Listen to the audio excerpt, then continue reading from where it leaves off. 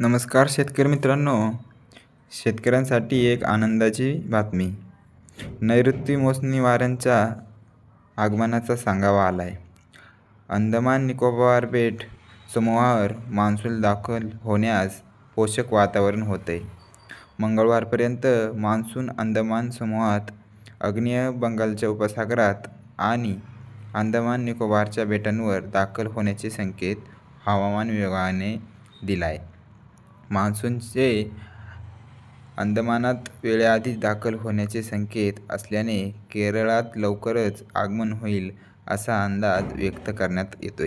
संपूर्ण आढावा आपण या व्हिडिओमध्ये घेणारच आहोत. व्हिडिओ शेवटपर्यंत नक्की बघा व चॅनलला पण सबस्क्राईब करा. दीर्घकालीन मान्सूनचा तारखा लक्षात घेता अजून साधारण 21 मे पर्यंत अंदमानची राजधानी येथे पाऊस पोहोचतो. त्यापूर्वीच तो दक्षिण अंदमानच्या समुद्रात दाखल होतो. तर 1 जूनपर्यंत केरळमध्ये मान्सून दाखल होतो. यंदा 13 मे रोजी मान्सून अंदमान समूहात दाखल होण्याची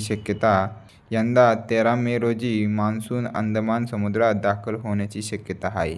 गतवर्षी 19 मे रोजी मान्सून दक्षिण अंदमानात दाखल झाला होता, तर केरळमध्ये 2 दिवस आधीच म्हणजे 30 मे रोजी दाखल झालेला मान्सून 6 जून रोजी महाराष्ट्रातल्या तळकोकण आणि मध्य महाराष्ट्र, मराठवाड्यात पोहोचला होता.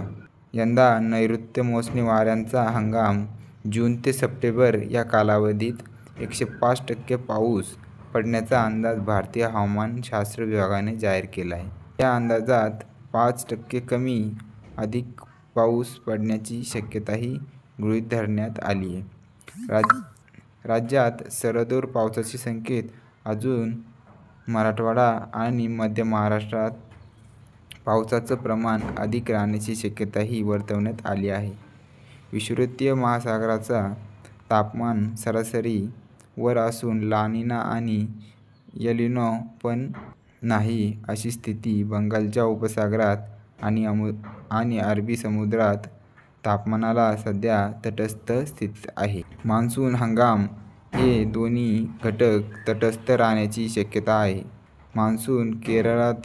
मान्सूनच्या केरळातील आगमनाचा मुहूर्त हवामान विभागाकडून लवकरच जाहीर केला जाईल. मे महिन्याच्या अखेरीस मान्सून हंगामाचा सुरुवातीचा दीर्घकालीन अंदाज व विभागीकरण स्पष्ट करण्यात येईल.